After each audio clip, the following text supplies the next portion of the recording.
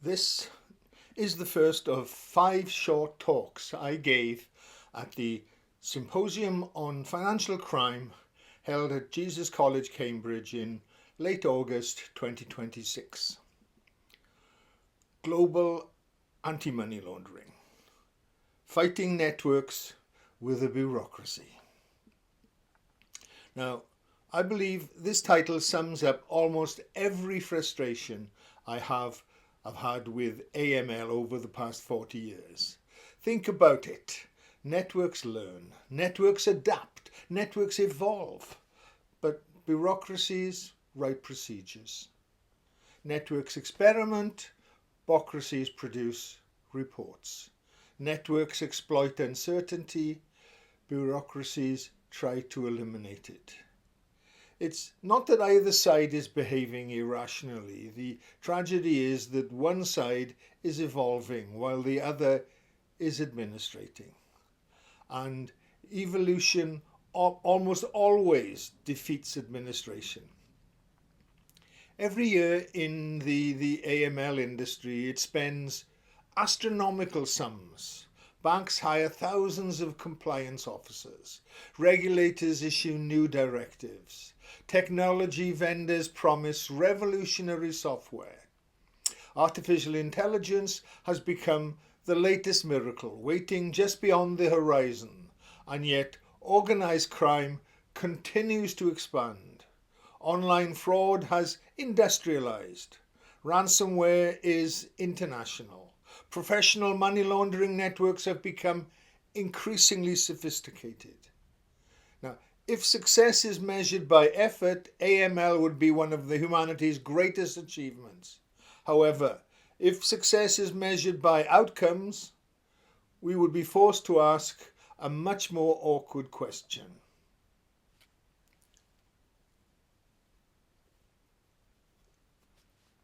Have we designed a system that is exceptionally good at demonstrating compliance, but remarkably poor at defeating adversaries who can adapt?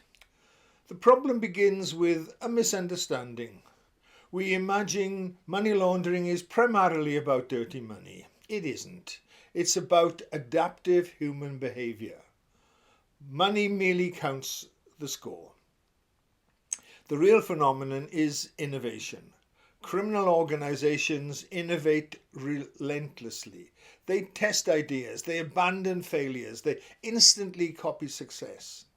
Like Joseph Schumpeter's entrepreneurs, they practice creative destruction. Only their destruction is not just throwing away old failing techniques, it's also destruction directed against our financial institutions. Meanwhile, our response follows an entirely different logic. New legislation, new reporting requirements, new compliance manuals, new training courses. Pathetic. Everything becomes slower. Everything becomes more procedural and more predictable. Exactly the characteristics that opponents who can adapt learn to exploit. We persist in fighting networks with bureaucracy.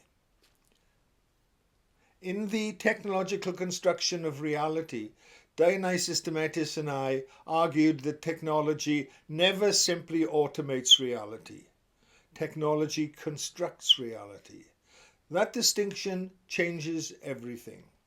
AML software determines what investigators notice. Dashboards determine what managers discuss. Performance indicators determine what organisations reward. Gradually, institutions stop asking whether they are disrupting organised crime. Instead, they ask whether the dashboard is green. The representation quietly replaces reality itself. Descriptions are never the world in itself.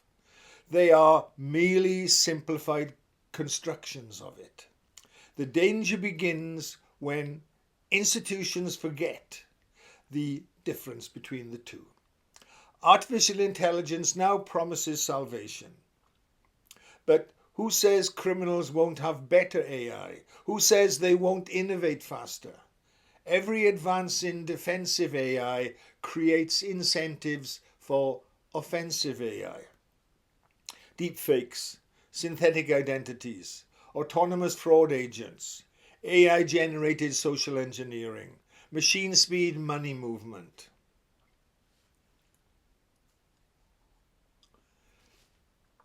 This is not an arms race, it is co-evolution. Each side continuously reshapes the environment confronting the other. The faster our technology becomes, the faster theirs become. Technology does not end competition, it accelerates it. But let's dig deeper. I no longer believe AML is fundamentally about money. I believe it is about power. Money is simply one expression of power. Increasingly, identity is another. I argue that identity is becoming property. Identity is becoming infrastructure.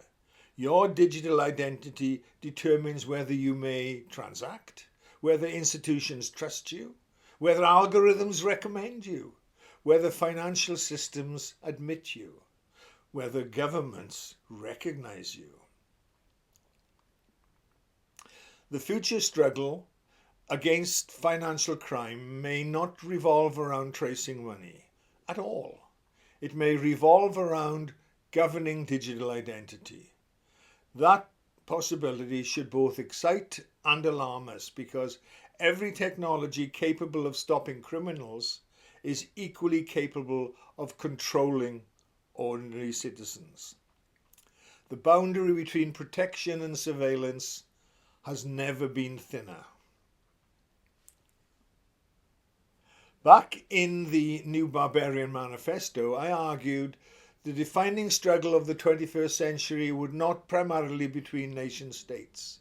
It would be between highly adaptive global networks and increasingly rigid institutions. Today, we see that prediction unfolding before us. Criminals are networked. Cybercrime, cryptocurrency, dark markets, they're all networked. But regulation remains overwhelmingly organised around national bureaucracies, operating within political borders that sophisticated criminals cross without hesitation. The criminals globalised years ago. Many institutions still haven't. So what should the next generation AML system look like?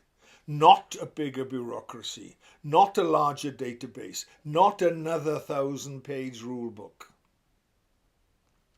It should resemble the very things it seeks to defeat, an adaptive network. It must be a system that learns continuously rather than periodically.